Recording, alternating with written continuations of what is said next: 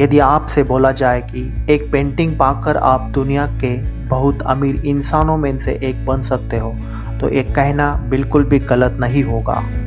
दुनिया में कुछ ऐसी ही कलाकृतियाँ मौजूद है जिसका नज़ारा हमें देखने को मिलता है, जिसका कोई मूल्य नहीं है, जिन्हें देख और सुनकर हम रोमांचित हो उठते हैं। ऐसा ही कुछ आप मोनालिसा के पेंटिंग के बारे में पढ़कर जानने वाले हैं, जो दुनिया के सबसे महंगी एवं मशहूर और रहस्यमय पेंटिंग है।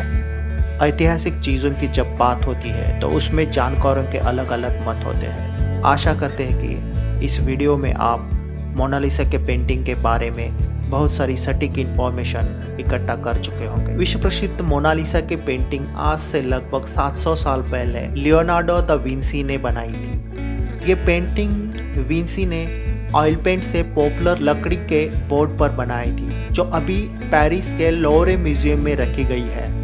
मोनालिसा की पेंटिंग अपनी बनावट के कारण दुनिया में लोकप्रिय है, क्योंकि ये पेंटिंग हर एक एंगल से देखने पर अलग दिखती है।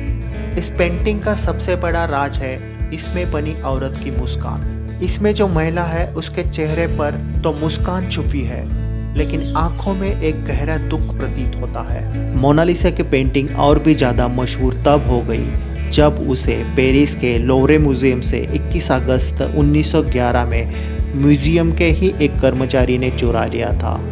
इस पेंटिंग को चुराने वाले का नाम था विंसेंजो पेरुगिया, जो कि इटली का एक नागरिक था। उसका मानना था कि लियोनार्डो दा विंसी इटली के नागरिक थे और उनसे ये पेंटिंग किंग फ्रांसिसो ने ली थी, इसीलिए ये पेंटिंग वापस इटली में होनी चाहिए। इसीलिए उसने वो पेंटिंग म्यूजियम से चुराई थी। लेकिन 2 साल के बाद इस पेंटिंग को वापस ढूंढ लिया गया और उसको 6 महीने की सज़ा भी हो गई थी। मोनालिसा की ये पेंटिंग लियोनार्डो दा विंसी ने बनाई थी।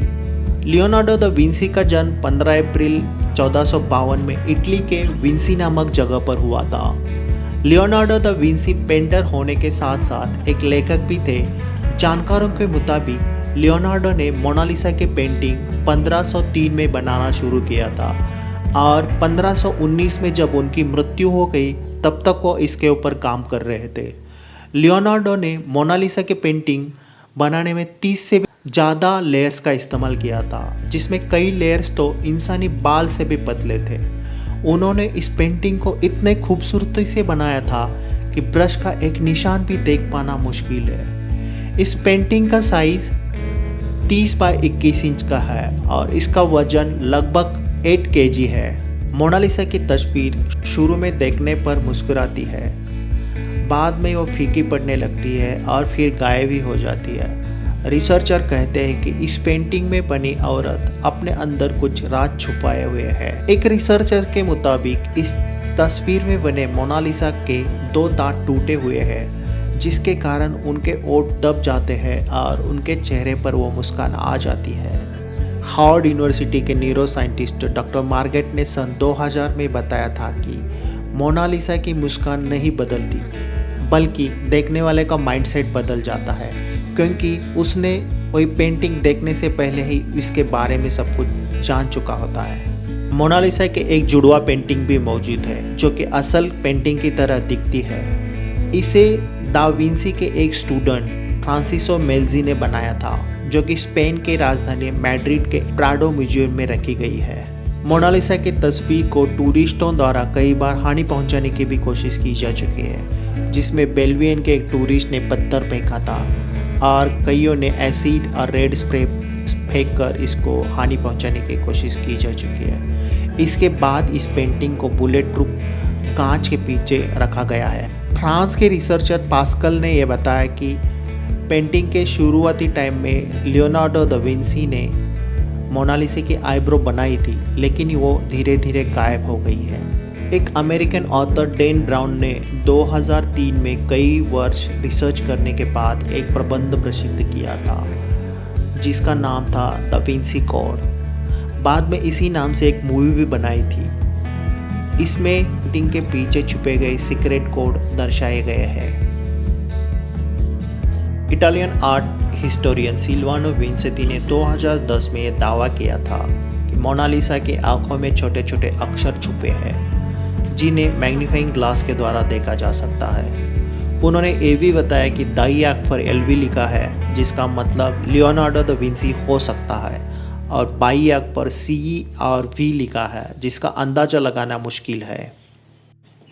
लियोनार्डो दा विंसी की ये पेंटिंग इटली में इसलिए नहीं है क्योंकि फ्रांस के किंग फ्रांसिस I के निमंत्रण पर विंसी अपनी इस पेंटिंग के साथ फ्रांस चले गए थे और उन्होंने इस तस्वीर पर वही काम किया। 1519 में जब उनकी मृत्यु हो गई तब ये पेंटिंग उनके छात्र सलाई को सौंप दी गई थी और सलाई ने ये पेंटिंग किंग फ्रांसिस को बेच दी। तभी से ये पेंटिंग फ्रांस में ही है। दा विंसी एक अच्छे राइटर थे, लेकिन हैरान कर देने वाली बात यह है कि उन्होंने इस पेंटिंग के बारे में कहीं भी कुछ नहीं लिखा। दा विंसी के एक स्टूडेंट ने 1514 और 16 के बीच में मोनालिसा पेंटिंग का एक न्यूड वर्जन भी बनाया था, जिसे मोना वैना कहा जाता है। इससे हाथ और बॉडी की पोजीशन बिल्कुल मोनालिसा की तरह है। गिनीज वर्ल्ड रिकॉर्ड के अनुसार मोनालिसा की ये पेंटिंग दुनिया की सबसे महंगी पेंटिंग है। 1962 में इस पेंटिंग की कीमत $100 मिलियन आंक गई थी और 2019 में ये पेंटिंग की कीमत लगभग $700 मिलियन के आसपास है।